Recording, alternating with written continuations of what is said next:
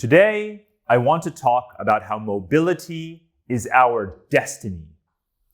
It certainly is our past. This map shows our past 100,000 years of history as a species. It's the story of humankind's journey from the Rift Valley of Africa and spreading across all of the continents. It's the story of how we got to where we are.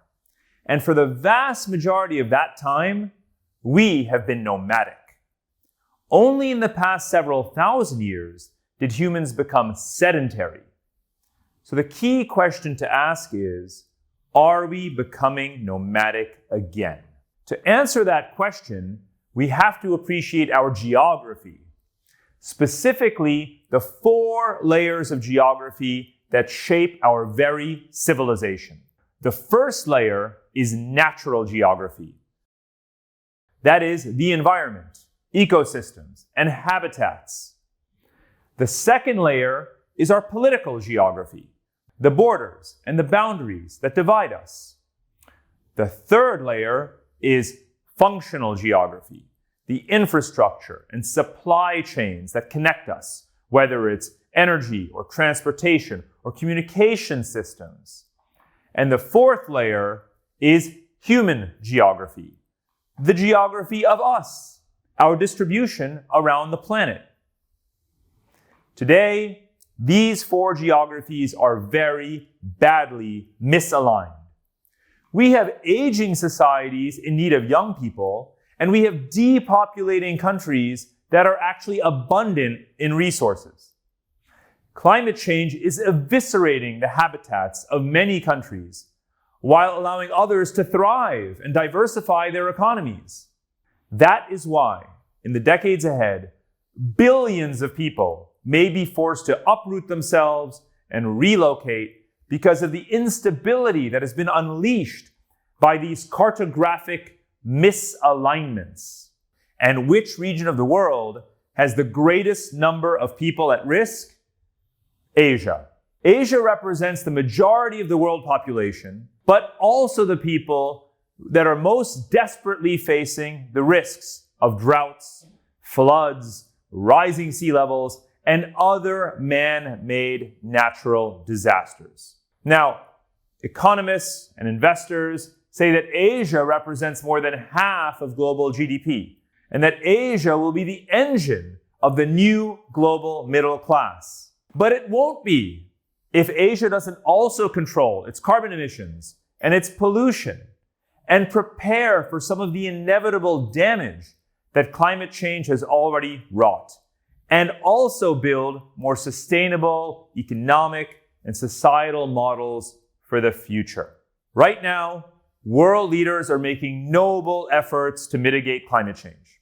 Governments and industries are pledging to curb emissions, to switch to alternative and renewable sources of energy, and undertake radical technological interventions to decarbonize the atmosphere.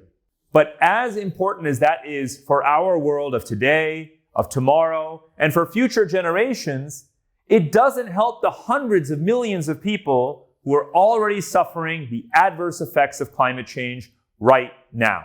We therefore need to invest as much effort and money into adaptation as we do into mitigation.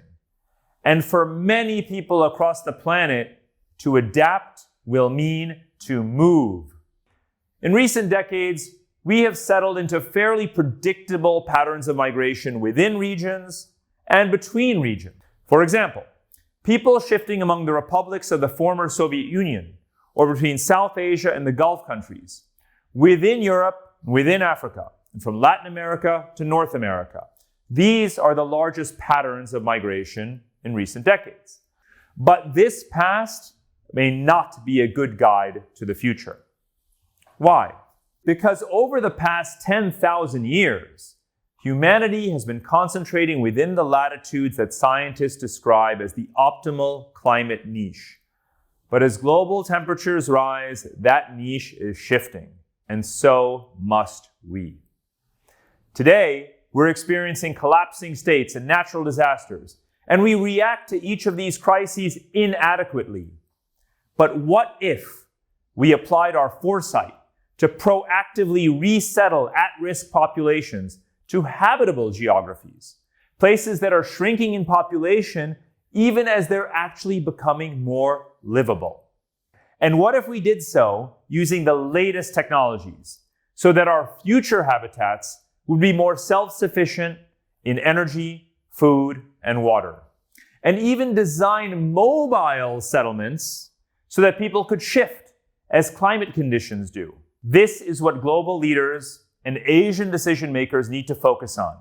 They need to use local and renewable resources in their energy generation, construction, transportation, and supply chains. They need to invest in sustainable farming and solar-powered water desalination. And they need to relocate people to more climate-resilient areas, but to do so sustainably, without damaging our habitats. In day-to-day life, our politicians and business executives have many challenges to contend with. This is more important. Remember that even if we stopped all greenhouse gas emissions today, significant and dangerous chain reactions are already baked into our ecosystem. The environment is a complex system. It will not return to the normal of 1800, of 1900, or even of 2000. What comes next is going to be different. And whatever it is not going to adapt to us. We have to adapt to it. We have to move people to resources and technologies to people. We have to think beyond sovereignty to stewardship of our planet. And we have to evolve towards the next model of civilization, one that is more mobile and more sustainable. And we will, once again, embrace our nomadic roots, because mobility is our destiny. Thank you.